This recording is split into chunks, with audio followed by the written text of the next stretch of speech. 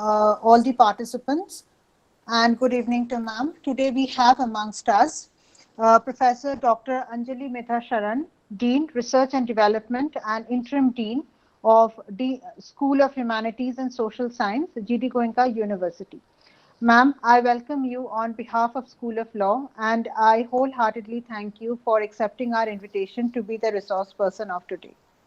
Thank you so much, ma'am. Now I would request Dr. Tanya Malik to introduce ma'am to the participants.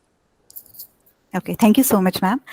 Good afternoon, ladies and gentlemen, and welcome to the penultimate day of the Faculty Development Workshop.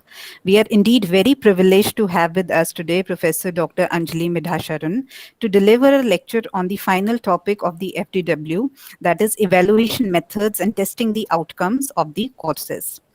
Professor Dr. Anjali Midha Sharan has earned her PhD, Master's and Bachelor's qualification in the field of psychology from the University of Delhi. Her training from the Council for Adult and Experiential Learning USA, Laureate Universities Network, Stratford University, and several other institutions has enabled her in leading several academic and training initiatives for various stakeholders, including several senior executives of top organizations in the domains of IT, power, oil, infrastructure, aviation, port and shipping, telecom, and coveted governmental departments, higher educational institutions, and schools. She has been trained extensively by notable mentors in the field of psychology. Her PhD research focused on the importance of beliefs in the process of healing. Through her participation in various forums like the World Congress of Spirituality and through various workshops and blogs, she has advocated the importance of positive beliefs in the process of healing and transforming lives, besides creating awareness about various mental health issues. She has extensive experience working with various Indian and American universities of repute, including UPES Dehradun, where her last assignment was leading the doctoral programs of the university. At the GD Goenka University, she is currently serving as the Dean of School of Humanities and Social Science and also Dean Research and Development, under which she is leading all the doctoral programs of the GD Goenka University. Now, through her academic administration experience of over 15 years, she has introduced several curriculum delivery and process innovations, resulting in improved learning outcomes and student experiences. And for this session of the FDW, which is dedicated to evaluation methods and testing of outcomes of the courses, we could not have found a more learned resource person. Thank you, ma'am, once again for having accepted our invitation. Over to you, ma'am. Thank you, Dr. Tanya, for that generous introduction. And thank you, Dr. Ishita, for inviting me. I'm very happy to be here for this session today. But before I begin the session, I would quickly like to know about the kind of mix of people that we have here today for the session, because that will help me mentally plan how I will utilize these next 2 hours well. Yeah.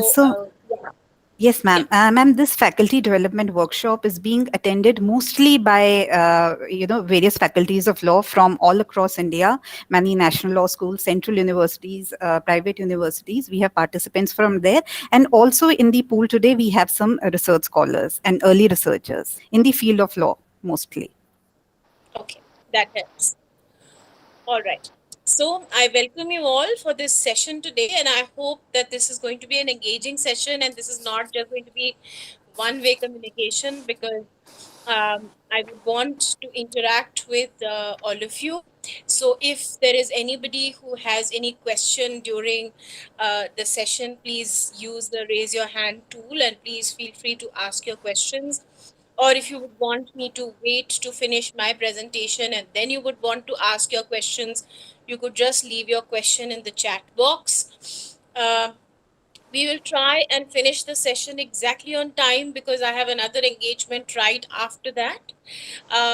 But let's see how we progress. And I'm sure you've had a very engaging last couple of sessions. So I'm sure all of the learnings from those sessions would still be fresh in your memory. could I just know from a show of hands how many of the participants over here are involved in curriculum development processes for their own respective universities wherever you are presently working? So participants, please, yeah, raise your hands.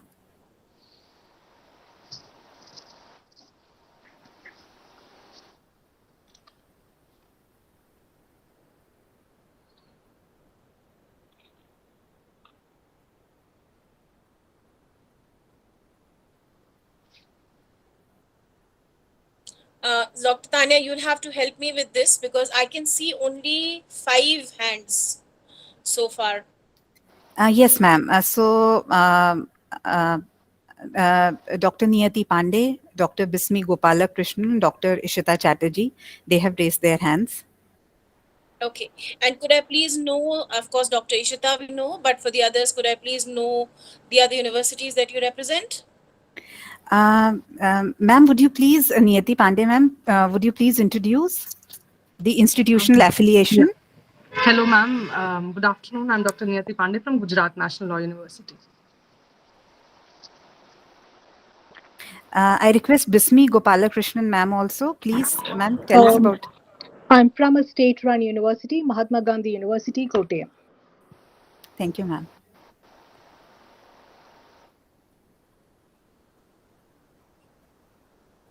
Ma'am, these are the people who have raised their hands for now.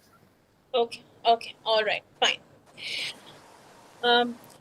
So I'm assuming that the others are faculty that are teaching faculty and research scholars and not necessarily involved in curriculum development. But nevertheless, the topic is relevant for everybody if you are in the field of academics, because the way we deliver programs has undergone a sea change over the last few years.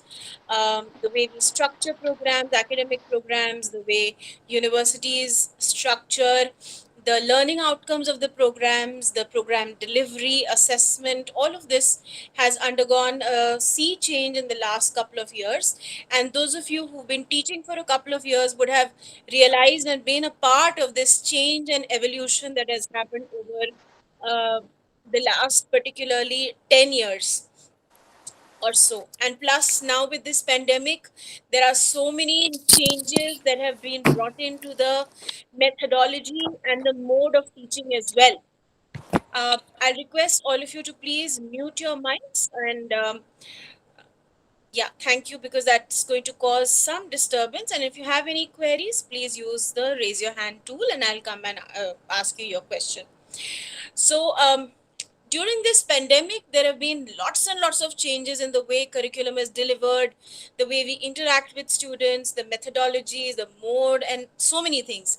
And the regulators also now are deliberating the possibility of forever probably staying in this blended mode. So probably the brick and mortar boundaries that we had of educational institutions, and of course even the countries will probably change, and the way education is delivered will also undergo a change for a very long time. I foresee the blended mode being the preferred mode of delivery, particularly because of the benefits that people have identified of this mode and the experiences that people have had through this mode. Having said that, I am also a firm believer that face-to-face interaction with students is absolutely essential, because there are certain elements which cannot substitute face-to-face interaction. It's the same as having an online, comparing an online college reunion with a face-to-face college reunion. It's just not the same. So the human touch, the facial expressions, the gestures, there are so many other things. Interaction becomes much more easier. Like right now, I cannot see any one of you. So I do not know how you are reacting to what I am saying. All I see is blank windows. But you can see me, so you can gauge what my mood is like, what my temperament is like, and so on. So what I will try to do today is bring in elements of what I have learned and taught over the last few years into today's session. And one point of reference for me for curriculum development has been the concepts of and the principles of how adults learn and critical thinking. And these are two areas where I've been involved for the last couple of years. Like, for example, I've been teaching critical thinking since, if I remember correctly, the year 2003. This is when very few people in India knew what critical thinking was all about. And the first reaction to critical thinking was, is it being critical of people? So those are the kind of, this is the kind of understanding that people had of critical thinking back then. And from there, we've come a long way. So let's try and understand how institutions structure their curriculum. So largely, I hope my slide is clearly visible. Yeah. So largely, the way universities, based on the learning outcomes based curriculum, structure and should structure, if they've not, this is how they should structure their curriculum, that there should be a larger organizational vision and mission which should govern the programs that are offered by the university that align with the university's vision and mission, which further leads to program level goals that then get created out of those vision and mission goals of the university, which further lead to course level goals, which ultimately get framed as course level student learning outcomes. And this model allows you to design assessments that measure the outcomes not just of the course, but the larger goal of the program and its alignment with the university's vision and mission. And today, we'll try and understand the importance of assessment, importance of learning outcomes-based curriculum, and how this aligns with the industry's needs, with the regulators' needs, and so on.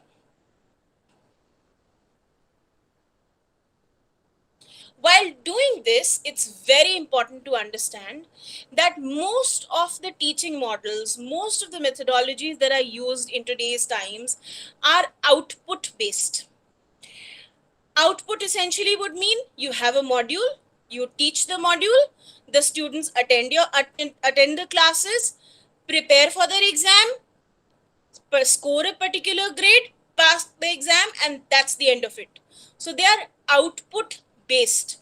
We deliver outputs in the form of grades, marks, completion of the course.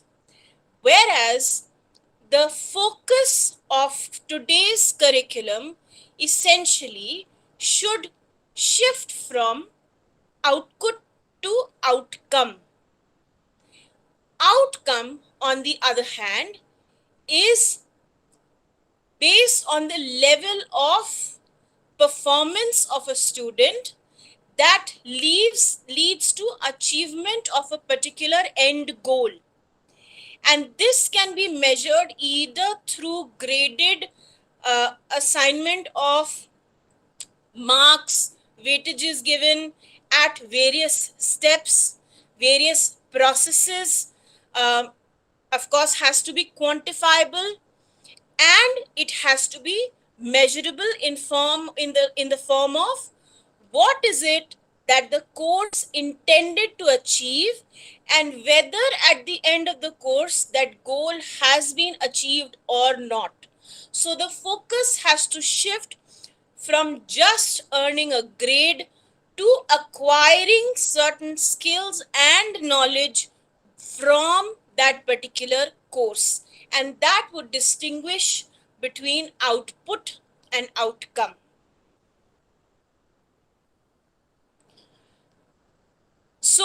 when the learning outcomes based curriculum is designed, usually the institutions identify the expected outcomes, and the programs, as I said earlier, are designed around ways of achieving those outcomes.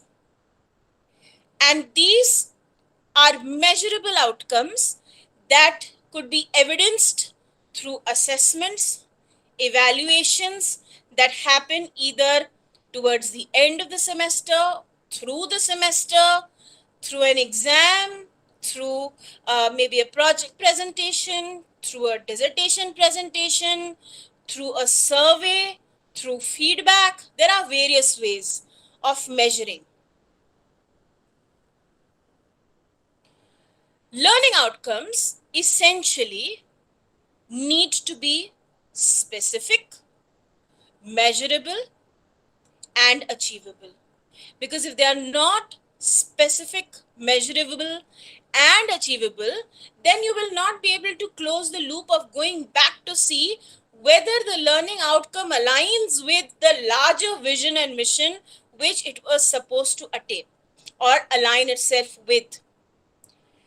Therefore, this is very important that while we are designing the learning outcomes, they have to be specific, have to be measurable, and have to be achievable.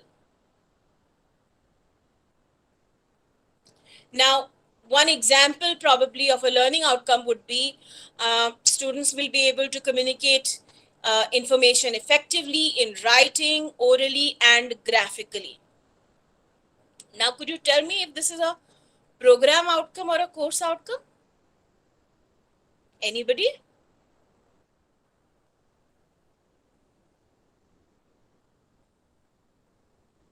Is this a program outcome or a course outcome? Course outcome. Okay. And why do you say this is a course outcome? It depends on the particular discipline. So that. Okay. Yes. Anyone else?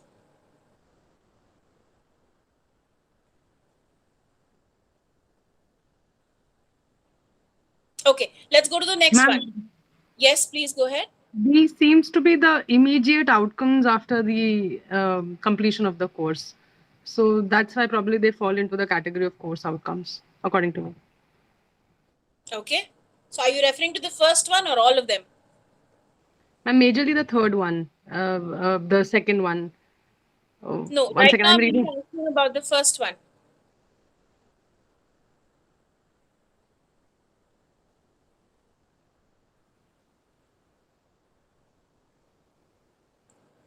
It can be a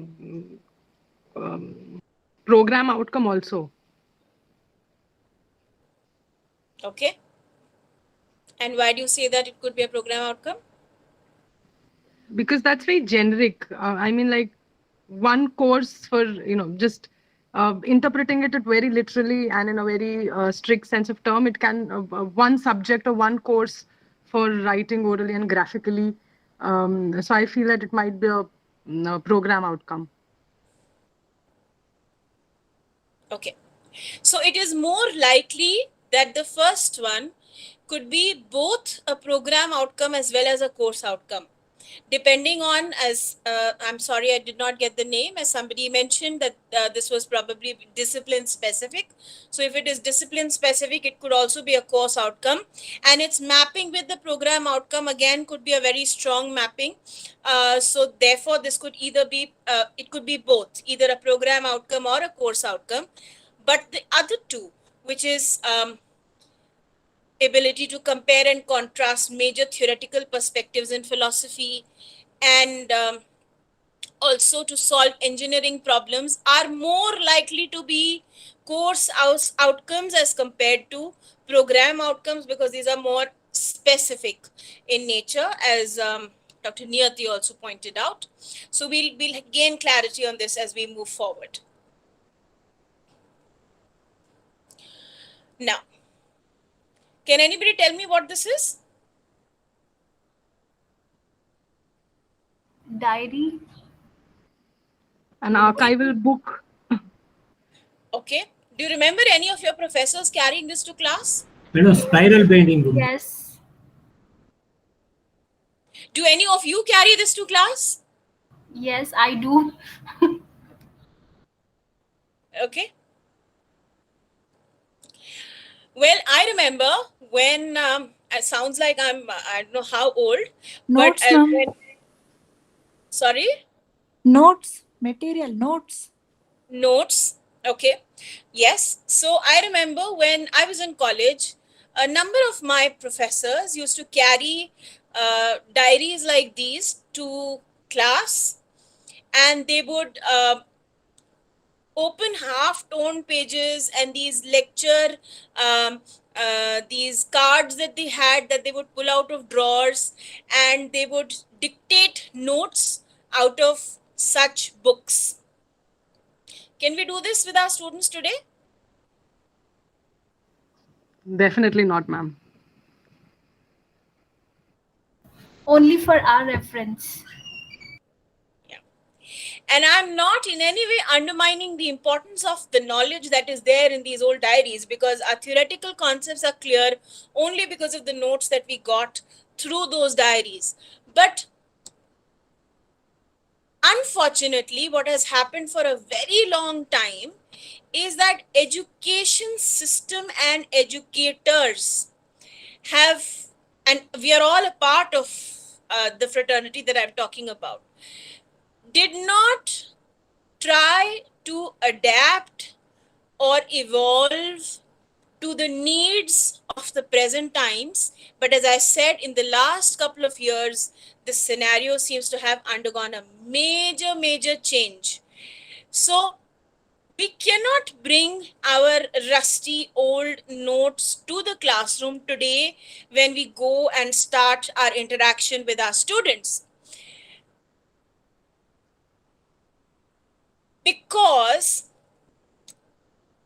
gone are the days where a syllabus would just be handed over to a faculty, and the syllabus would just be a few bullet points of what is to be delivered in the entire program, and rest was left for the faculty's imagination.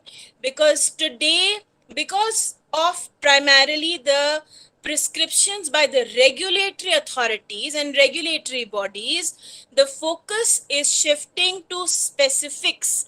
Now, the specifics is not taking away from the flexibility of the educators bringing in innovation, adding their own thoughts, their ideas, creating curriculum and teaching plans as per their experience, bringing their experiences to the classroom. But what it has done is that it has given a structure so that following standardized specific guidelines, you are able to structure the curriculum which allows you to measure the learning outcomes or the expected learning outcomes. So the expected learning outcomes based approach specifically will start with what the student is expected to learn at the end of the course. And everything else, the lesson plans, the theories that are going to be taught, the skills that are going to be imparted, the activities that are going to be planned, the assessment activities, everything else is going to center around that, and is going to be based on what the end goal is, which means what skills do we want the student to acquire, what knowledge do we want the student to acquire, what information do we want our student to acquire, what capability do we want our student to develop. And all of this is outlined in specifically drafted statements that at the end of the session can be measured. So, and those of you who are involved in the process of curriculum development would relate to what I'm saying.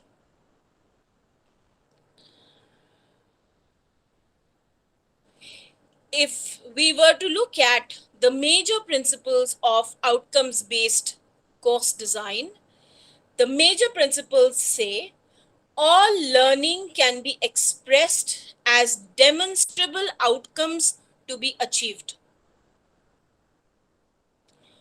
All units are described in terms of their learning outcomes and assessment criteria. The type and number of learning outcomes and assessment criteria will form the basis for assigning a number of credits to the level of a particular unit. So, not only will the outcomes determine what is going to be taught, how it is going to be measured, it is also going to determine how many marks or grades is which unit going to cater to or earn for the student.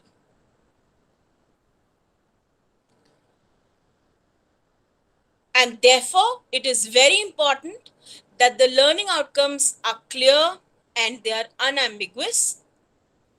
And also the assessment criteria is clear and unambiguous and is designed to ensure that learning is taking place at an appropriate level. A level that is appropriate to the assigned unit, level that is appropriate to the, I'm sure you all studied the Bloom's taxonomy in the session yesterday. So what order of thinking does the particular unit cater to? What are the assignments catering to? So it has to be designed keeping all of those aspects in mind. But we'll be able to do all of this if we clearly understand who the recipient of all of this information is. So who's the recipient of all of this information? Of course, our students that come to class. So can somebody tell me what are the kind of question paper formats do you all right now use for your students, for your bachelors and masters? Maybe just one or two examples. Yes, Dr. Niyati? Ma'am, they're mostly application based where we present a scenario and they're supposed to frame issues and determine the answers, write the answers. Okay, that's good. Dr. Srilata?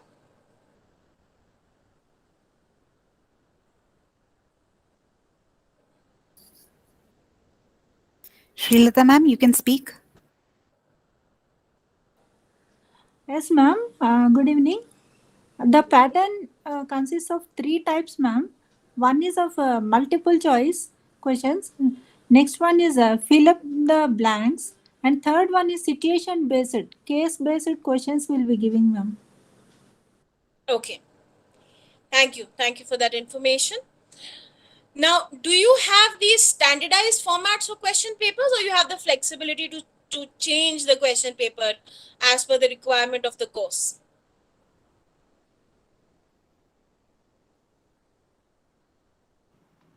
Ma'am, flexibility only to the extent that we make it application based. And Right. how do you ensure that your question paper is application based? Ma'am, because we do not ask majorly descriptive type of questions. We just present a case scenario and they are supposed to determine what law to be applied, what provision to be applied, what case law to be applied. And there somewhere in between, we try and ask them about some, in way build in or get in some descriptive kind of answers. But majorly the flexibility that we have is if, for example, I want to ask only one question, I can ask only one question. Or if I want to have only one scenario and based on that scenario, I can have 10 questions. So depending upon that, we have flexibility. Okay, so now is it possible, I'm sorry, I'm asking too many questions, but is it possible that despite giving a case study or an application based question, you're still only focusing on the lower order thinking? Yes, ma'am, it is possible. Because it will primarily depend on what questions are you asking them. Definitely, ma'am. You may have given them a case and you may be expecting them to apply the knowledge that they've earned through studying that particular course. But whether it's lower order thinking or higher order thinking that you're concentrating upon will depend on the questions that you're asking. Okay, so thank you, Dr. Niyati. That was helpful. So coming back to who's the recipient. So primarily, if we look at most of the theories that are developed mostly in the West, when we talk about college students, we are talking about return to study students who are not essentially in college right after school. So these would be people who would be adults who would have worked for a couple of years and then would have chosen a particular college degree. So mostly these are adults that we're talking about with responsibilities, with jobs, with families, and so on.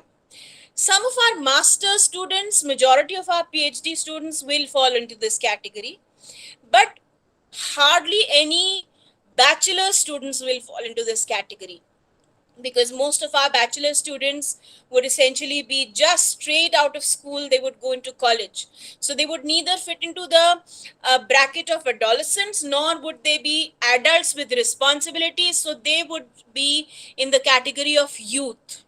So there aren't any specific guidelines for how the youth learn and understand and react to situations vis-a-vis teaching methodologies are concerned. Maybe it's about time that we come up with some.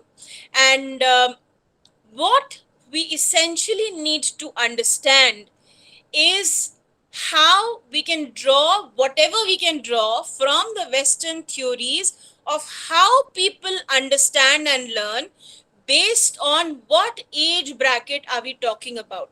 Maybe we can draw some of the learnings from those theories for our master students, because these students would be people who would have more work experience, would have greater exposure to the outside world, would have spent probably some time in the industry, would probably have families, and now with the way again education seeking behaviors changed, it's also possible that some of these people may even have careers when they come for their master's degrees. So let's see what we can take and what we cannot take from some of these theories. So our recipient majority would be youth that we're talking about. But if we were to look and see what is it that we can draw from the Western theories of how adults learn, because we're definitely not catering to children.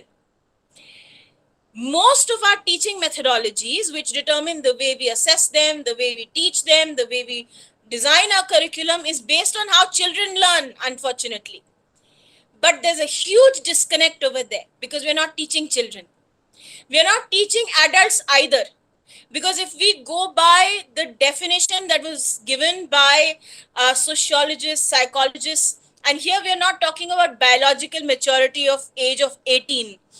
We are talking about how people become adults through an explanation given by Malcolm Knowles, who is also known as the forefather in adult learning theories. There are two critical ways in which we can determine a distinction between, how we would look at somebody as being as an adult or a child. So for somebody to be an adult, there is a social context, which is social roles, which means that person is a citizen, a parent, a spouse. So there are various social roles that this person has. And the other is the psychological context, where this person perceives herself or himself to be responsible for his own life. Now, if we were to go back to our classrooms, we will see that majority of our students are a mix of both. They want to be in charge and in control of their own lives, but they do not. Mostly, I'm not saying all, but mostly they do not have either the means to, or even the willingness to take full responsibility of their own lives. Although they would want to take all their decisions on their own, they would want to choose what they want to do with their lives on their own. But the social context is where they miss out on this, fitting into this definition of being an adult learner. So our approach again has to adopt from this model to see what we can include in our style of teaching and the way we develop our curriculum and assessment.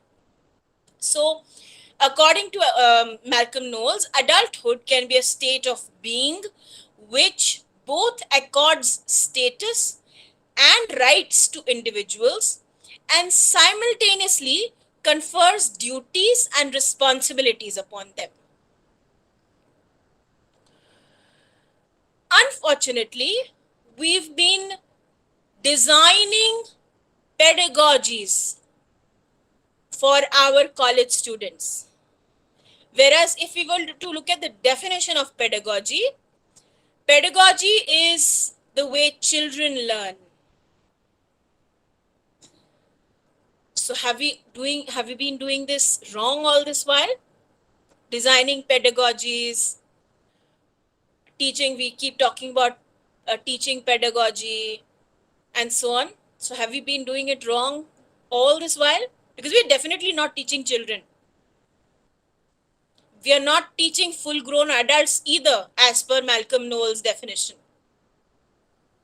So probably we have to adopt a middle path where we are neither fully using andragogy, which is how adults learn, nor pedagogy. Because if we look at how adults learn, if you look at Malcolm Knowles' theory, the assumption is that adults are self-directed. And they are self-directed primarily because they are in charge of their own lives. And they have far more experiences than a child would. So adults need to know why they need to learn something. Adults learn experientially, which is they learn better by doing things than being told what to do. They approach learning as problem solving, and adults learn something better when something is of immediate value to them. And I'm sure all of you can relate to all of this because all of us are in this category of adults. So if we were put in a classroom, we will definitely be more interested in learning what makes sense to us, or where we think we are going to utilize this knowledge for whatever is it that we are planning to do with our lives, and how is it relevant to us right now or maybe in the future. If we arrive at an assessment or a judgment that this is not going to be useful for us, we shut off. So that is how adults learn.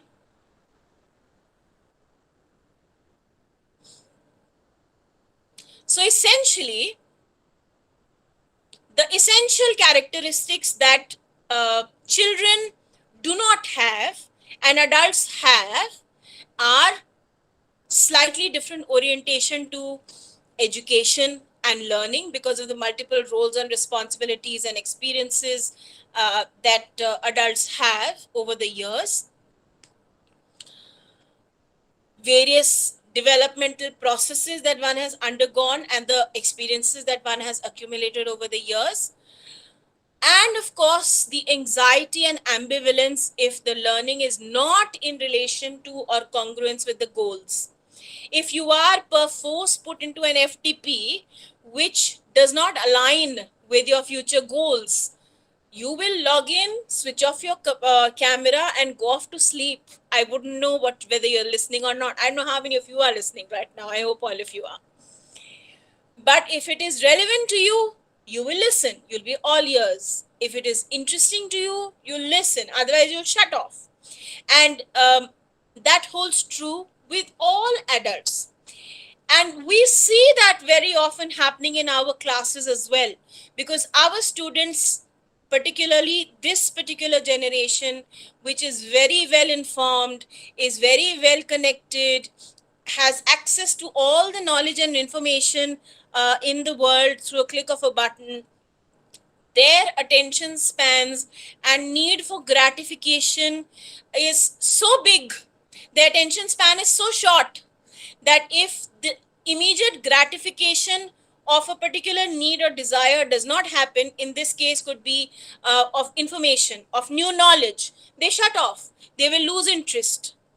And we constantly as faculty have to be on our toes to come up with more relevant examples, to come up with examples that make more sense to them, that help them, that make them inquisitive, that probably get them excited to seek more knowledge, and so on. Therefore, when we are designing content for adults, and from here on, wherever I use the word adults, I will mean youth, because we are talking about, as I said earlier, a middle path. But our ways of designing curriculum should ideally be closer to andragogy as compared to pedagogy, because we are talking about here a population that is either college going, bachelor students, or masters. So for masters, using the word adult is not wrong at all in today's times. But for bachelors, even if they are youth, our ways of designing curriculum for them must be closer to andragogy as compared to pedagogy.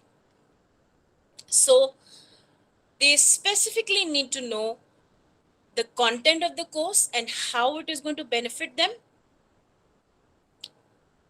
because they're bringing extensive experiences from their own lives to the classroom as well. And some of you may have experienced this in your classes as well, because nowadays as students, when they go for internship and when they come back from the internship, at times they have such interesting insights to share in classroom, that the teaching and the classroom process also becomes a learning experience, not just for the other students, but for the faculty as well. Most of the mature students are self-directed and they are independent. As I said earlier, they learn by doing, not by being told. They want to participate also in the decision-making process. There again, the downside would be that they would be less flexible than the younger adults, because as you grow older, the ideas become more and more fixed. And of course, the last point may or may not apply to our population of students, which means that if the expectations are not achieved, they completely withdraw from the learning experience, because some students perforce, because of the pressure, peer pressure, parental pressure, faculty pressure, may still continue to attend classes, but even while sitting in the class, they may not mentally be there. So that is not our goal as faculty, because our goal as faculty would be able to ensure that they are able to understand, apply, gain knowledge, and create new knowledge from whatever they hear and understand in class.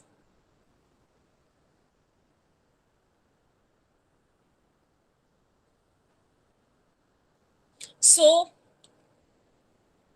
as I mentioned earlier, andragogy is the art and science of helping adults learn, as compared to pedagogy, which is the art and science of teaching children.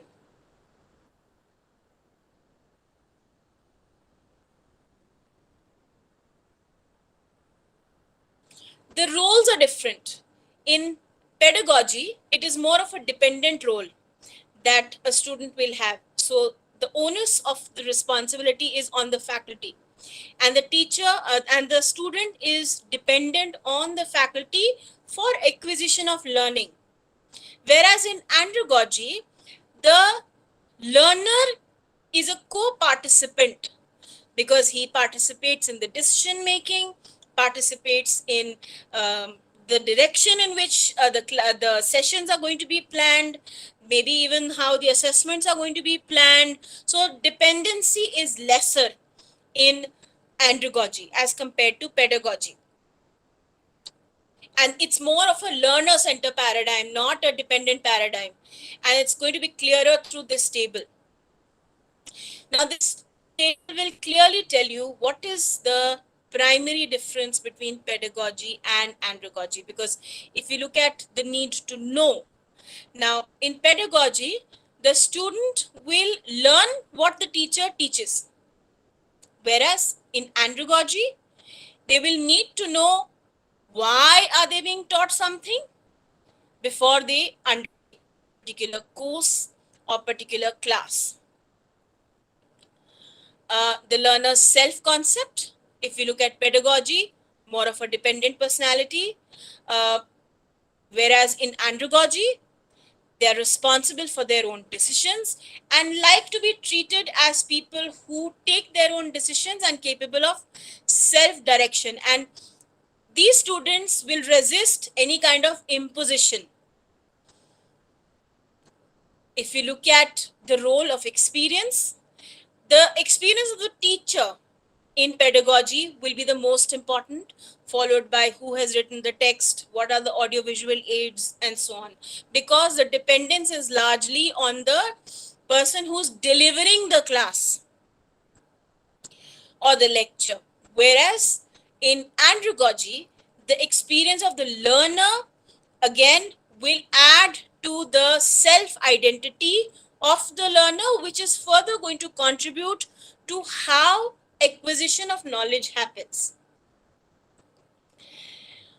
If we were to look at readiness to learn, here you'll see largely the goal for attending a class is to pass the course or to earn a particular grade that the faculty is wanting to give, or wanting to, or you aspire that this is the grade that I want for making my parents happy, for getting a job, for qualifying for an exam.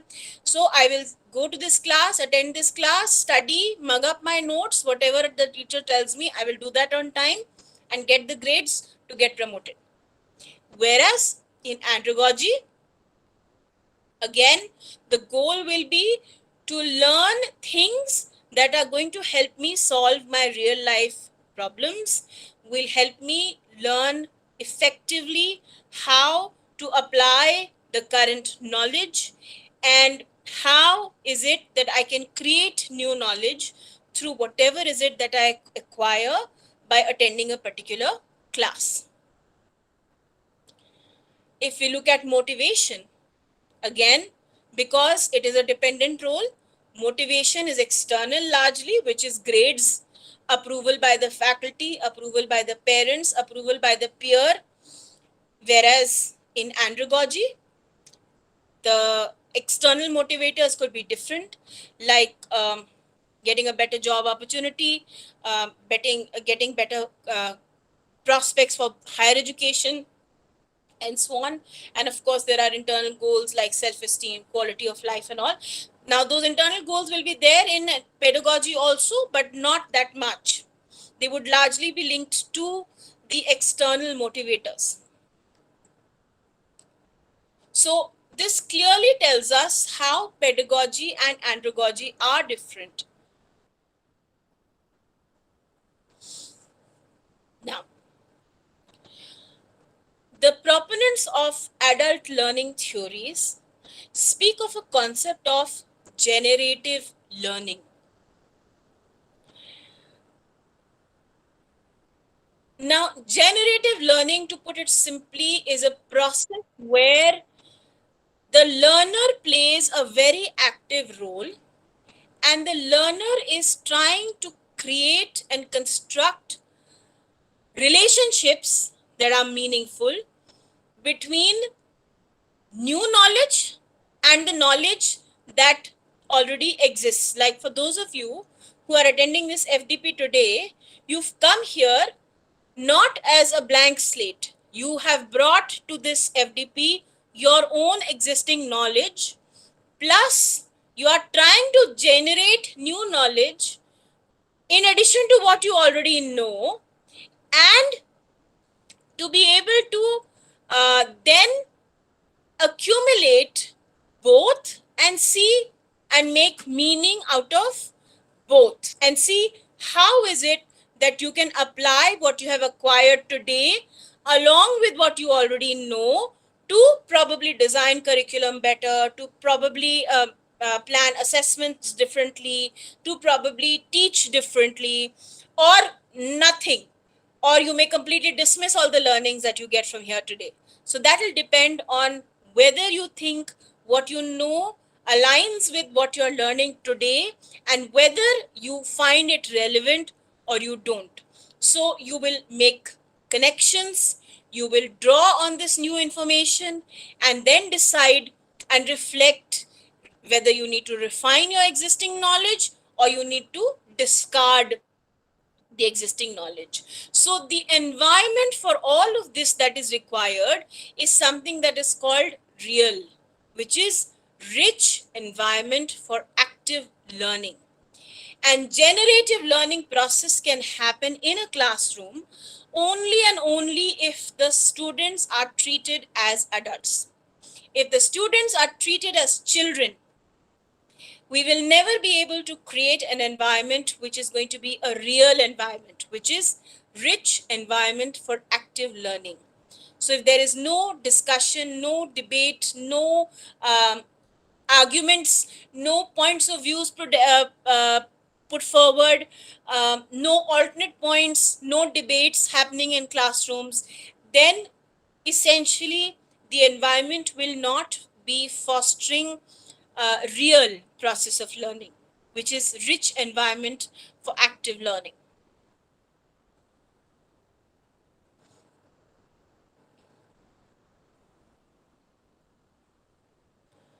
So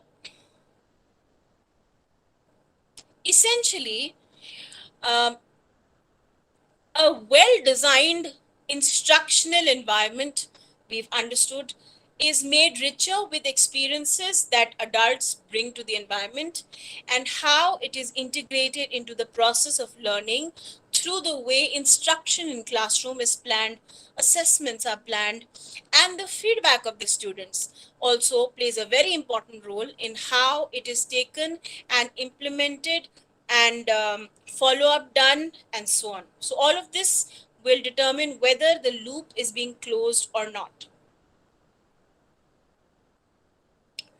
Now, with that understanding, now let us come to the OBE framework. Now, when we talk about the OBE framework, we all know that we have program objectives, we have course outcomes, I'm using the wrong word, outcomes, and then we have ways of measuring these outcomes and how these outcomes then will lead to assessment of whether the outcomes map with the aims and objectives and mission and vision and goals of the program and the university, and if not, what are the improvements required and so on. And this entire process happens through a system of evaluation, feedback, and so on.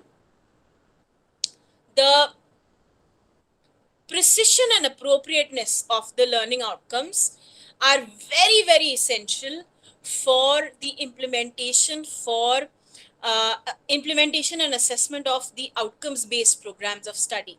And that's why it's very, very important that the outcomes that are designed are very, very carefully designed, because they have to be achievable.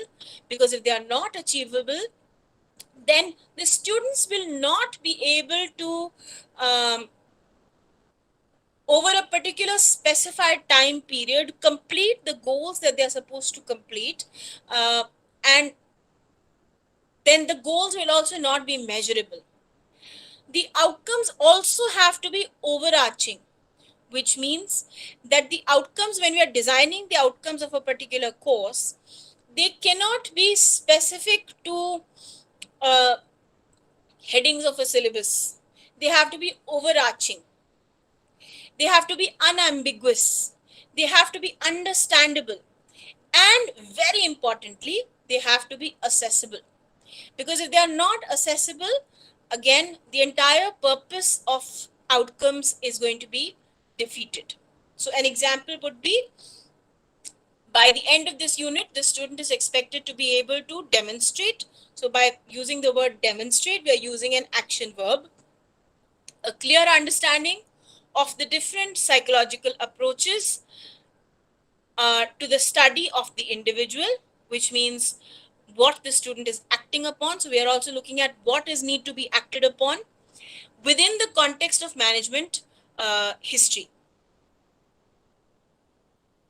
So that's what is required from the student to do in the form of where is it that this outcome is going to take you. And please don't worry if it is slightly confusing right now, because right now this is too much information in a very short span of time, and it's going to become clearer as we progress.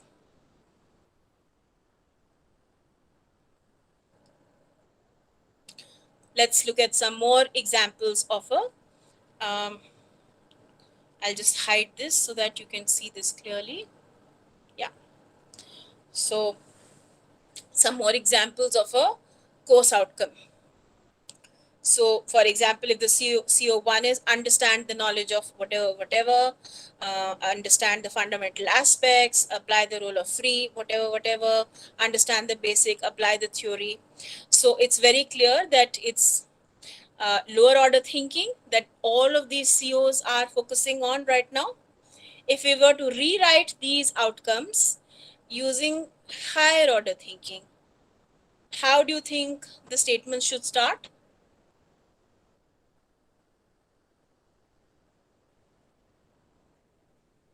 I hope everybody here understands Bloom's taxonomy.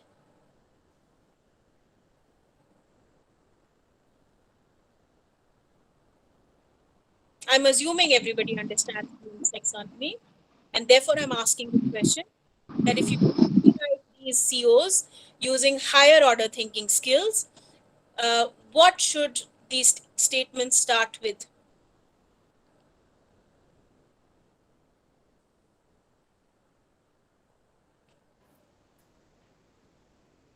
Can I see a few show of hands? Ma'am, if you could please repeat the question.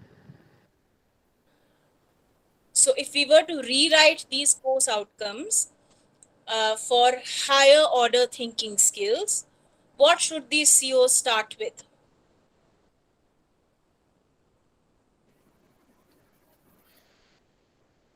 May I attempt? Sure. Ma'am, I think with the words analyzing, evaluating, and creating. Okay. And could there be any substitutes for these words as well? Can we use any other words instead of, because possibly all course outcomes cannot start with either analyze, evaluate, or create, right?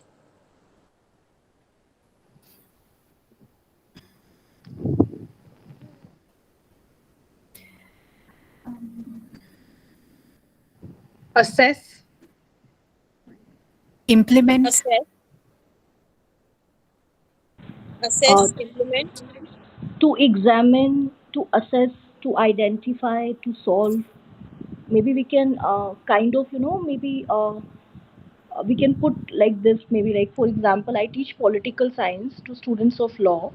So if I have a paper like feminism and Indian politics, so maybe my CO1 as per unit 1 in the syllabus could be to assess the feminist understanding in the Indian context. So can this be a CO1? Assess, identify, solve, you're saying would be higher order thinking skills? Yeah, I guess so. No, not the high level, but I think the middle order thinking level, because that's how I feel like even in the syllabus, when we progress from unit 1 to the other units, so basically we start from the lower level order of thinking and then we move to the middle order, and somehow towards the end of the syllabus, which is basically the units, the later units like unit 4, 5 or 5, 6, depending upon the course, we basically come to the higher level of thinking, that is that to create or to synthesize or to recommend the policies, maybe in that form. Okay, so don't you think identify would be remembering, which means recalling specific facts?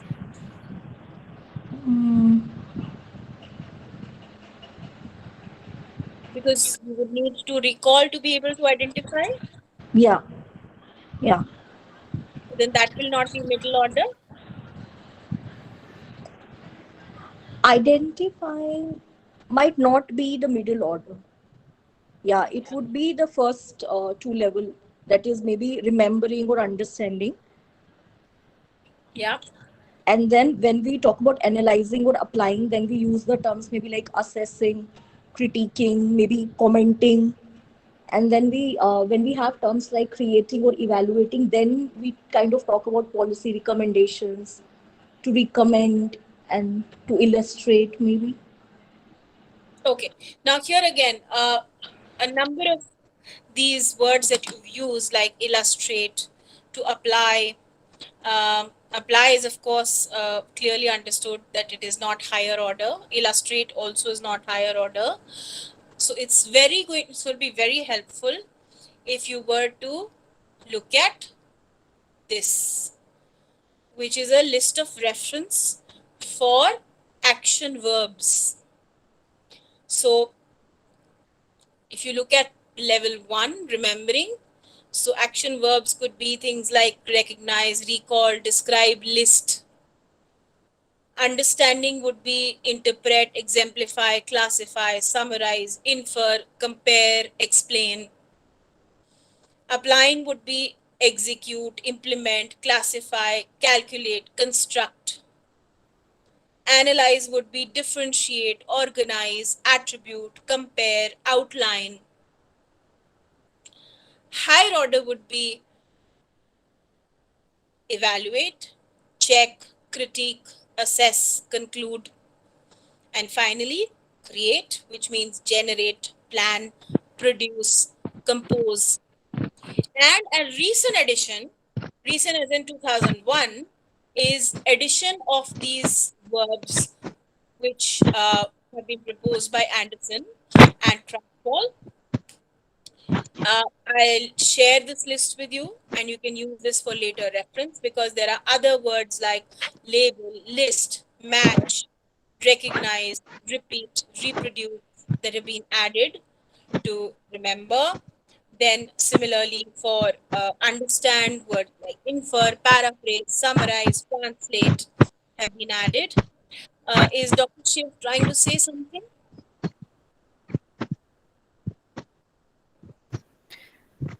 Yeah, Dr. Shivraman, your mic is on.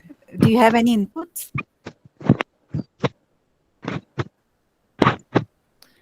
So we are not able to hear you. I think you are speaking. Can you mention the things in the chat box?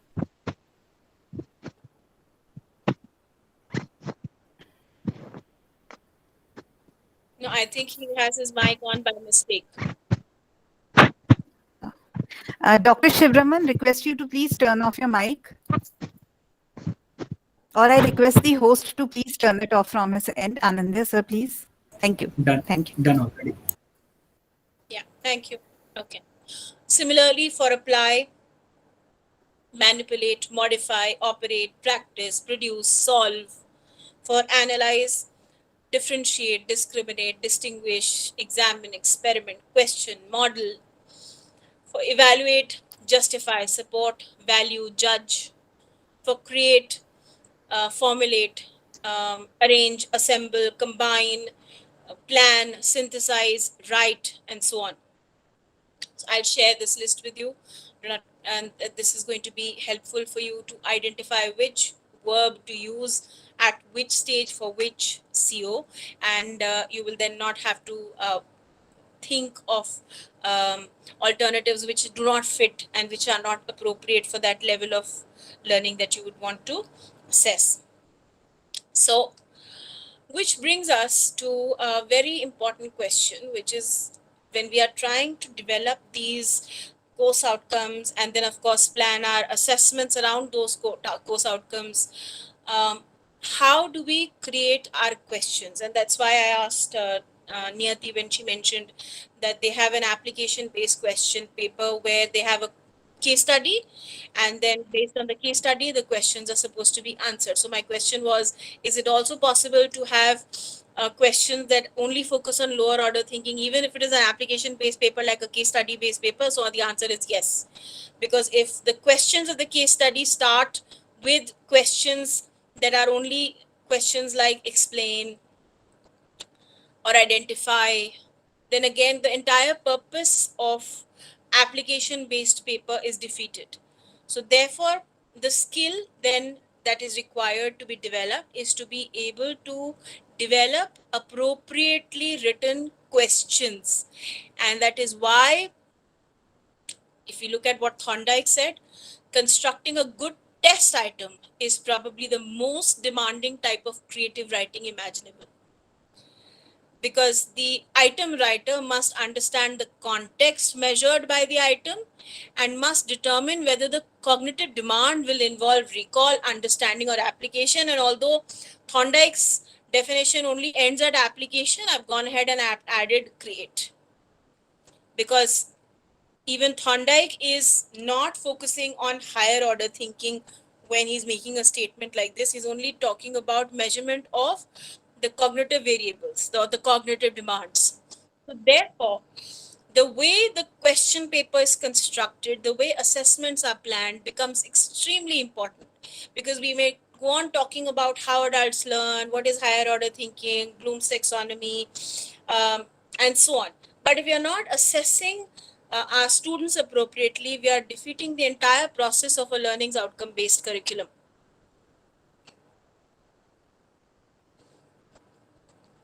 So could you give me quickly, anybody, an example of a question using a lower order thinking action verb? Any question? Let me open up the list for you for your quick reference.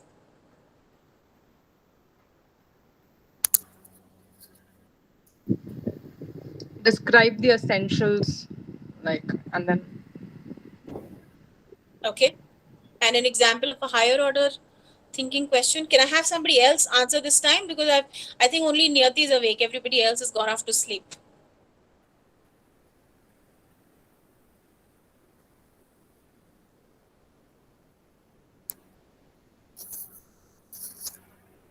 Hello, ma'am. Yes. This is Dr. Prema. Yeah, but I'm on the mobile phone, so I could not see it well. So you want me to tell a lower order thinking question? Higher order thinking question. Higher order thinking. Yes. Okay. So it's like a question in a tort law. I can give you an example where it is on the right to privacy and also space law. It is a very old question, but we don't have any law that time. So it describes a particular scenario where there will be a CCTV camera which will be hung upon a second floor of a person's second floor. So this is described as a question. And what is the underlying principle under the tort law? That have to be expressed by the students. So they will be immediately telling that it is right to privacy. It is not. It is with the one of the international legal maxims which was been used for solving it, where the space above a person means the land above. The space above a person's land belongs to that person. So that was the underlying principle. So that have to be identified.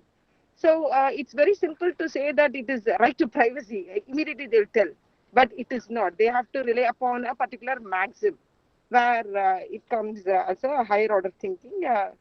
That type of questions can be used where maxims, understanding maxims can be done. Thank you, ma'am. Okay. Thanks, Dr. Prema. But I'd just like to flag one thing over here. Now, see, this is the kind of discussion that is very helpful, because you mentioned that you would want the student to identify. The moment you say identify, it is lower order thinking. Yes, ma'am. Sorry to interrupt. So it is not that they will be identifying in the sense the question doesn't reflect in that way. Okay. We'll just give that problem and just put it on the particular student forum where they have a discussion on it. They have a No, that is discussion fine. on it. That is fine. But how will you frame the question? That is what I'm trying to ask you. How will you frame the question for them to answer?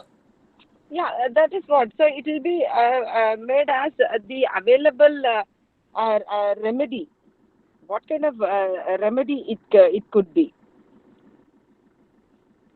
So they will tell that immediately it will be privacy. As you were telling, it looks to be a simple question, but it is not. Sometimes using of these terms also will be helpful. It's not that a little bit, opposite to your view that if we are going to use a simple term as examine or elucidate, it will be a lower order thinking, right, ma'am? But sometimes these words can also be used when the question is going to be tough, or identifying the principle also becomes very tough for them to think. So that was my point to explain. Yes, ma'am, I totally understand. Using of that word Yes. may be simple. Yeah, thank you. Yes. So that is precisely what we're trying to understand, Dr. Prema, that the situation that you have given, the question that we are asking the student to be able to identify, as you are saying, it is a tough situation for them to identify. So how are we going to ensure that we are asking the question appropriately? Are we only asking them to identify what law it is, or we are trying to ask them to examine, to evaluate, to apply? What are we wanting them to do? We may present them a case, we may ask them to identify, we may ask them to examine it, we may ask them to evaluate it, apply it, judge it, assess it, make an argument, have a debate. So what are we trying to do? Yeah, we are asking them to just apply. If they are going to be a judge over there, how they are going to identify a situation Yes. where there is going to Yes. be a lack of legislation or no legislation at all. So how the common law principles can be applied? Yes, right. So here, again, very important thing. Thank you for bringing this up. Now, whether we want a question to be based on lower order thinking or higher order thinking has nothing to do with the level of difficulty of the question. Because if somebody has not studied a particular portion of the syllabus, or there are certain portions of the syllabus that by measurement are supposed to be difficult, even most difficult questions can be asked as per using the action words or verbs of the lower order thinking, like identify or label or recognize. But very simple questions as well can be asked using action verbs that are based on higher order thinking. So here, using these action verbs appropriately has nothing to do with the level of difficulty of a question. It is based on what do we want the students to do? What skills do we want the students to develop?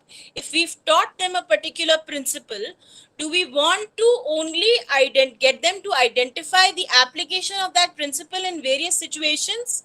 Or do we want them to identify which principle it is?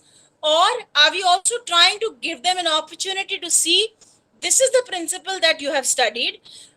Which other principle do you think it matches with or contrasts with? Or maybe could you come up with an alternate explanation with whatever this principle is trying to explain? So are we only training our students to remember and recall and identify, or we are training our students to identify, recall, apply, assess, and maybe create? So that's the call that I am right now talking about. And our questions will appropriately be focused on what is it that we want the outcome of our program and course to be. If we want our course to only be remembered and attended by the students to earn a particular grade, then we don't need to do any of this.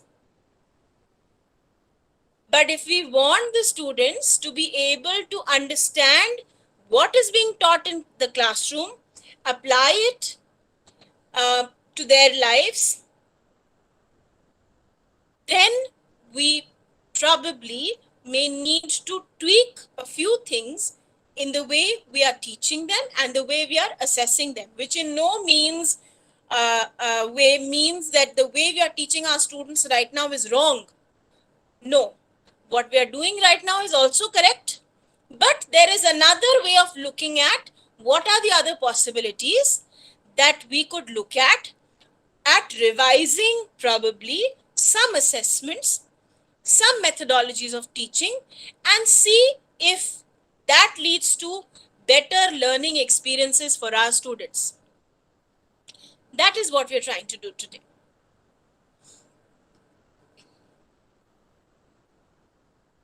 Dr. Prema, I hope that now the understanding Yes, is clear. madam. Yes, madam. Thank you so much. Fine. Okay.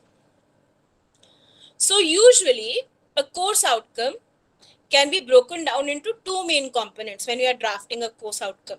So there is an action word and there is a learning statement. So an example would be apply the laws of physics, and then it goes on to the types of responses in the given material. So there is a action verb and then there are learning statements. Now apply, the moment we see apply, we refer back to the sheet and we know that this is from which level.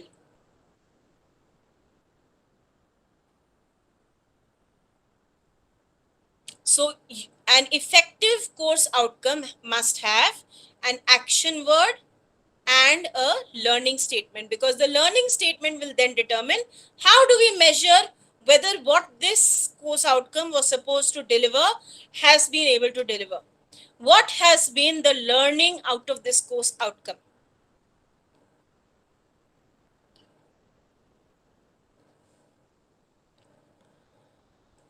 We all understand what assessments are. We have been designing assessments for a very long time. So we know that there are learning objectives, there are various learning opportunities that are created in a classroom.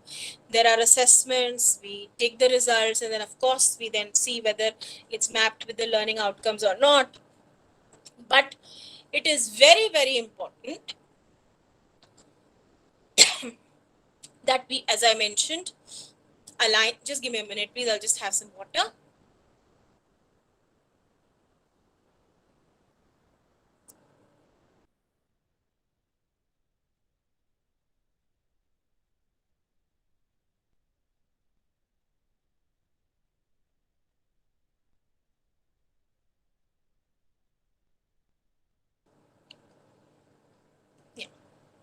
So it's very important, as I mentioned earlier, that when we are designing our assessments, we look at what is the larger goal and what are the intended learning outcomes. So the intended learning outcomes are not necessarily only the grades that the students earn.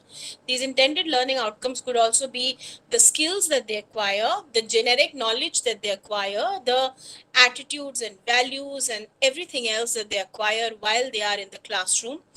And the outcomes-based assessment will identify what the students will be able to do once they have completed the course, and therefore assessment, and I'm going on repeating this because it's absolutely essential, that therefore assessment is a key part of the outcomes-based education.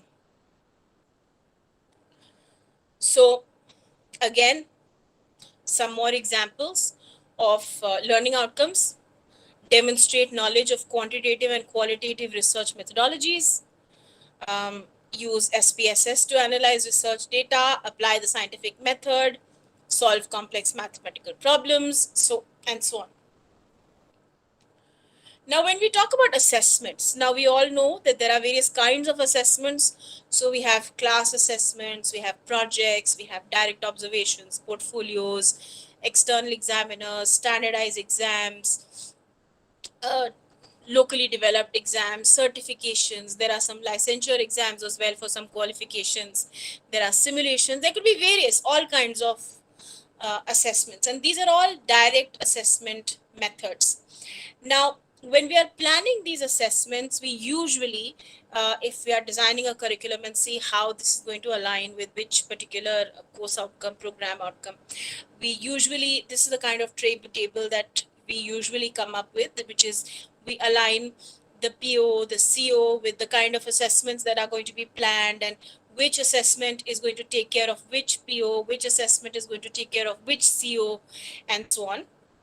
So as a faculty, we may not need to get into the technicalities of these, but when we are developing a curriculum, we need to get into the technicalities of these because this mapping has to be there. So if you look at this table over here, so there are direct tools of assessment, which are things like assignments, projects, and so on. And there are indirect assessments as well, which means the course end survey, exit survey, faculty survey, alumni survey, the program statistics, and all of this plays an important role in consolidating feedback of whether the learning outcome has been met or not. And each CO, now this is very important, is to be identified to address a subset of POs, and you would see that if we go back, no, this is the next slide, I'll just be coming to that. And based on the number of COs and the sessions that are dedicated to them, you can then identify the strength of mapping, which whether it is level 1, level 2, or level 3. Level 3 would be the strongest mapping to the PO. And based on these strengths of selected POs, a matrix can be established. So it's a 3-step process, which is you map the COs on POs, assign the weightage, and then define the assessment criteria. And once this is done, the loop is closed. So if you look at this for an example, so you have the courses where you can see which CO maps with which PO and what is the strength. So 3 would mean the strongest mapping, followed by 2, and then followed by 1. So this is how, a mapping grid is formulated when we are trying to develop curriculum. And then another associated requirement along with the mapping of COPO and the strength of measurement is the grading. So the faculty then decides that if, let's say, 50% of the students score above 70%, then the strength of mapping is 2. And if it's above 70%, then it's 3. Less than 50% is 1. So again, based on this, and this is again something that you don't have to right now engage with because this is at the time of developing of the curriculum. Now I'm just sharing these so that you have a fair idea of developed and how important is planning of assessments while at the time of even designing the curriculum.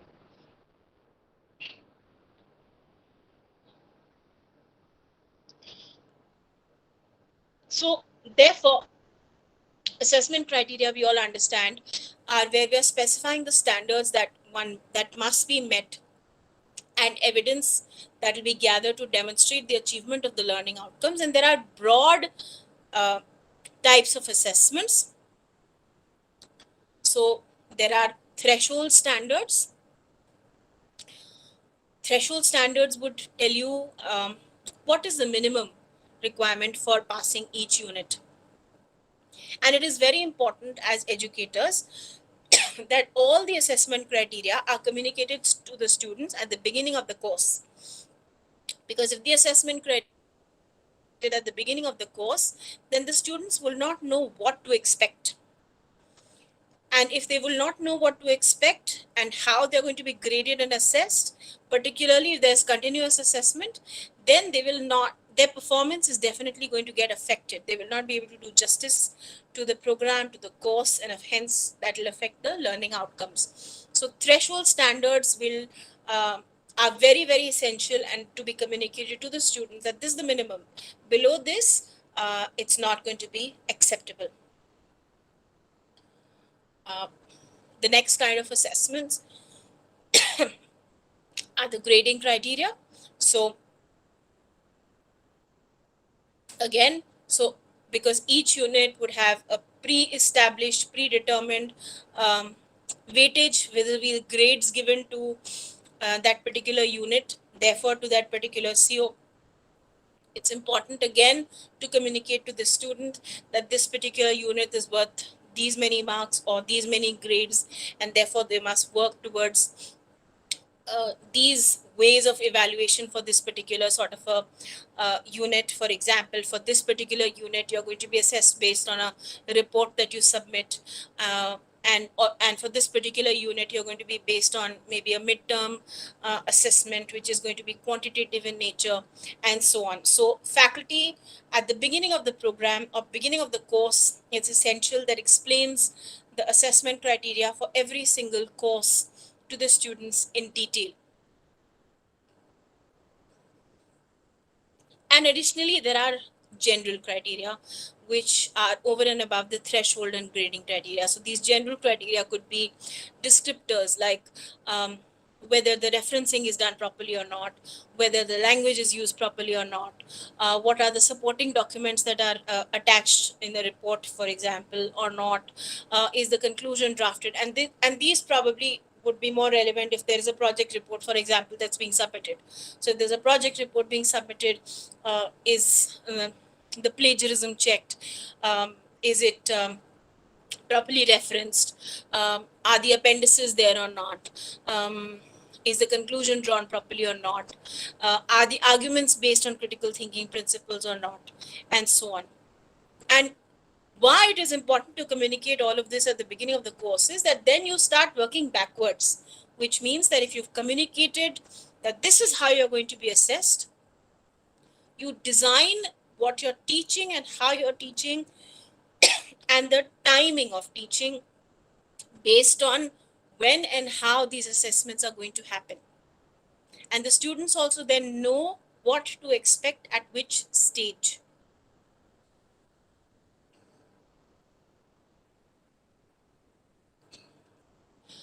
Constructive alignment is also something that is very, very important when we are trying to build the OBE syllabus. And this term of constructive alignment was given by Professor John Biggs in 1999. This refers to creating an environment where the learning activities are directed towards achieving the desired learning outcomes. So over here, when we are using the word constructive, we mean the meaning that the learner that is constructing the meaning through various activities that one is undertaking while doing a particular course, and the alignment of that with what the teacher is teaching. Because if they are not aligned, then the learning outcomes are not going to be met.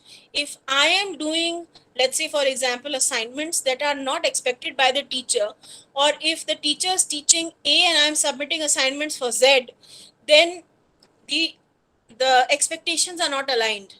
And if the expectations are not aligned, then the learning outcomes are not going to be met. And this is how it works. So usually, the learning outcomes are clearly defined, and then there is the assignment regime that the students then cater to, and which leads to the teaching learning activities. But then there is a problem with this particular model as well, which is something that is very, very commonly known as backwash, which means the learners usually have a tendency of only to do what the faculty wants them to do to get the good grades, that's all. That because over time and over experience, they understand what the particular faculty wants, and they only try to focus on that. And therefore, it becomes even more important for us as faculty to constantly innovate with the way we are planning our assessments with the students, and be very, very again clear at the beginning of every course about how we are going to be assessing the students. Now we have these LMS platforms and the ERPs where we can easily already build in our criteria for assessment even before we start teaching a course. So it's important that we can build in our assessments when a course is assigned to us. And in the first session that we have with the students, we may spend the entire session only trying to explain to them what the learning outcomes are and how they are going to be assessed. That's absolutely essential.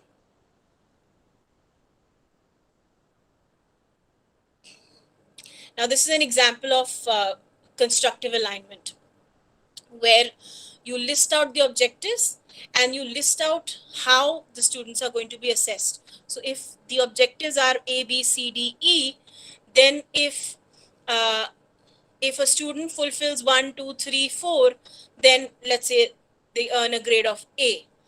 If they fulfill only 2 and 3, for example, then they earn a grade of B, and so on. So it's a table like this would be very helpful for the students to clearly understand how they are going to be assessed. Having a rubrics in place is another good way of explaining to the students how they are going to be assessed for every particular course.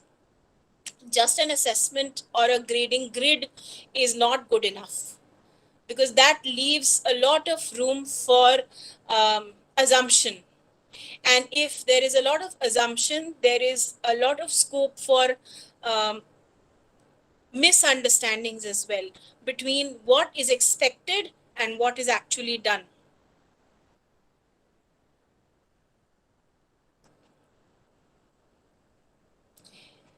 And I cannot repeat the importance of this enough, which is that all the assessments should be in alignment with the COs of the course. The question papers should also be set to assess the COs.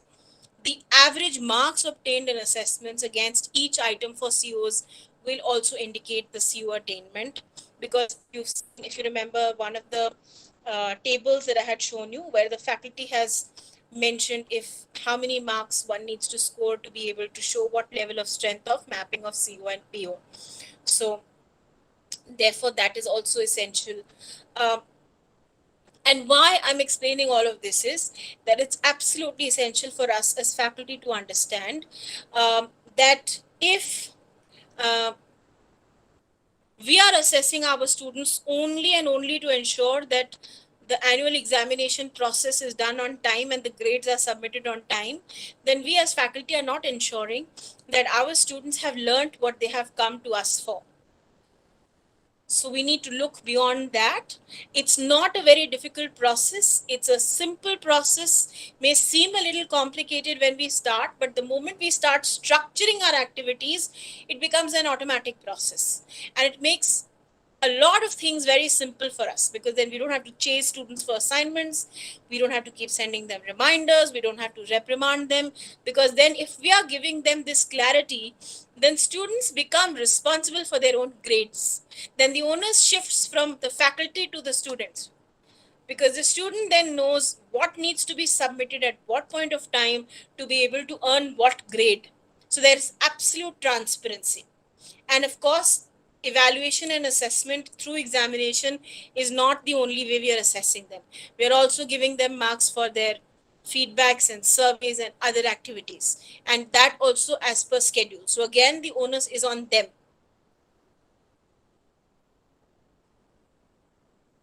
Now here again could be another example of PO, CO assessment and assignment and mapping.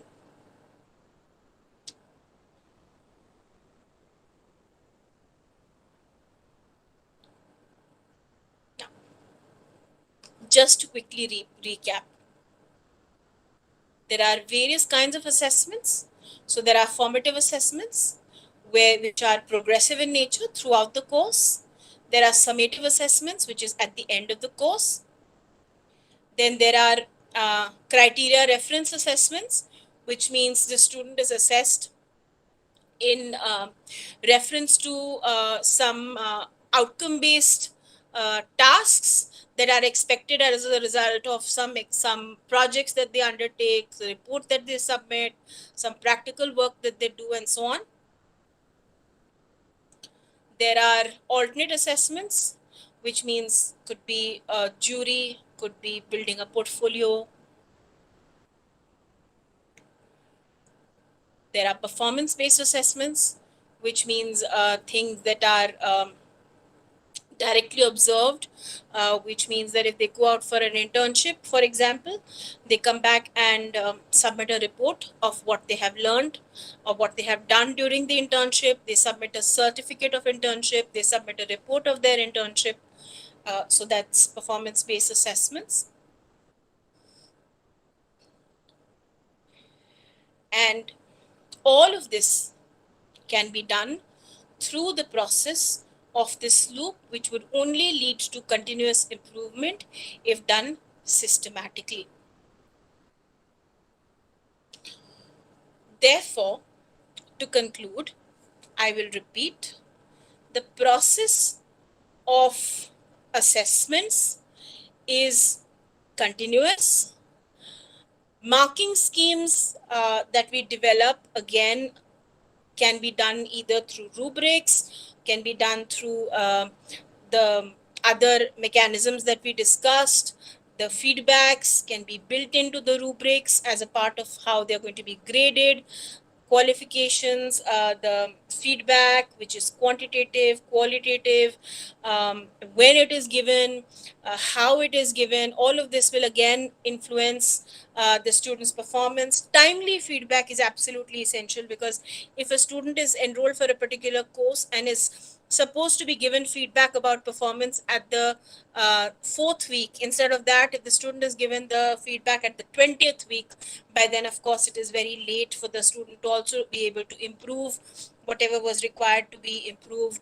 So therefore, again, it not just feedback but timely feedback again gets integrated into this rubric that we plan for evaluation and assessment. Therefore, whatever assessments we are planning have to be in line and aligned with the program objectives and the university's vision and mission, has to be timely, has to be planned, has to be continuous, and has to be in order to ensure that the outcomes of the program, which the program set out to fulfill or achieve, are achieved at the end of or the completion of the particular program. And a very important component for doing this is the target consumer. So you know who you're designing this evaluation for. You're not designing this evaluation for small children. So you again then plan how you're going to be designing your assignments, your evaluation, and which is again then going to lead to attainment of better learning outcomes, measurable learning outcomes. And closing the loop at the course level, program level, institute level will only ensure that the quality of your programs keeps improving. And this is again going to be a very, very important criteria and essential criteria for accreditation bodies also, because the accreditation bodies, when they visit universities and campuses, they are interested in seeing how the POs, COs align with the larger mission and vision of the university. And therefore, it is very, very important to not just collect feedback, do something about that feedback as well, which is utilize it for quality assurance.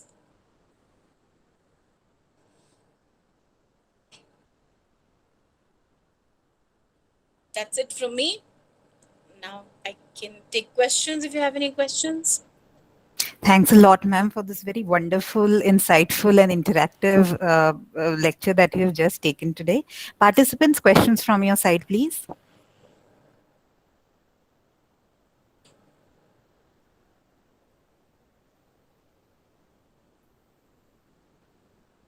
You can raise your hands or unmute yourself.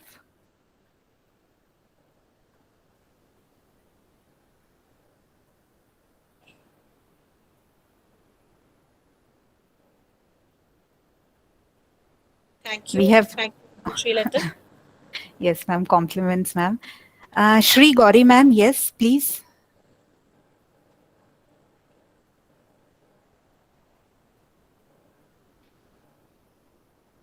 Shri Gauri, ma'am, you can unmute yourself and ask.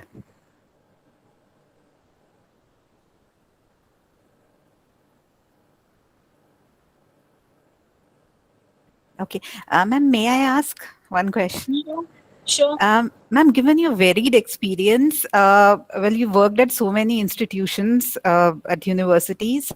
Ma'am, student feedback, so far as, a feedback on the teaching is concerned, that's a learning for us as well, for us to improvise, to improve. But ma'am, so far as the student feedback regarding the course, content or course outcomes, so how seriously should it be taken? Okay. So, my answer to that would be very seriously, because I know that some students will just write things because they have to write things, and particularly if the feedback is taken very often, then it becomes routine and they will just write things just for completing the form. But even in that, I would look for a message over there, because the student ultimately is the recipient of what is happening in the class, and their experience, if their experience is not positive, which means that there is something that needs to be corrected somewhere. But having said that, uh, there are certain times when students will be nasty, and they will not mean what they are writing. As I said, they will just be filling the form for completion of the exercise. But very often I've seen that there are some very valuable suggestions coming from students as well, because as I said earlier, if you remember, students these days are very well informed. They have better information and knowledge about technology, which takes them to all the right and the wrong places as well. So because they are very well informed, at times they come up with very, very valuable suggestions. So we'll have to use our discretion to, filter out what we think is useful and what we think is something that's just been done mischievously. But I would not recommend dismissing student feedback at all. Thank you, ma'am. And ma'am, secondly, I mean, as a young teacher, I always found this term pedagogy to be very intellectual and something that I would never dare to question. I mean, your presentation, I think for the very first time, it has opened my eyes as to, it's like a course correction for us also, as to in which direction should be actually proceeding. So is andragogy now the correct term that we should be using? Has the time come? I use andragogy when I'm teaching the older students. But as I said, we cannot adopt the principles of andragogy as it is for our undergraduate students, because our audience is different. So we would need to adopt a middle path. And I said that probably there's time now for us, sorry, to come up with a new term, which is a combination of both, and which is the middle path. So let's work in that direction. Let's come up with a term. Let's make a beginning today. Yes, ma'am. Thank you, ma'am. Thank you so much. Participants, if there are no further questions. Ma'am, it was truly a very wonderful session. I think for the very first time, many of our participants, they have been exposed to a expert psychologist's perspective on how to consolidate a student's learning. So, ma'am, I think a wonderful presentation, ma'am. Thank you so much for sharing your rich knowledge and experience with us. And, ma'am, I think there are so many takeaways, even if as faculty members, we are not directly involved in course designing. The takeaways from this lecture, I think it will definitely help us in improving at teaching delivery in classrooms. Thank you so much, ma'am. Ishita, ma'am? Yes, ma'am. Yes, ma'am. Ma'am, it was really wonderful. It was a very, very good learning experience for all of us and also for me. We gained a lot of knowledge from your presentation. The way you have explained COs, POs, and all, those were really good from the perspective of learning as well as how to develop our course accordingly. Thank you so much, ma'am. Once again, from the core of my heart and on behalf of the School of Law, it was wonderful session and a wonderful learning session. Thank you so much, ma'am. Thank you. I enjoyed being here. Thank you so much. Thank you, Thank you, ma'am. ma'am. Thank you,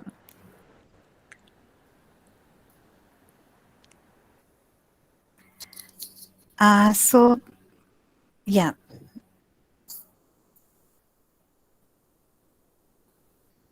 Thank you all the participants. I hope you have all submitted your assignments also. This was the final teaching day that was scheduled in our FTW.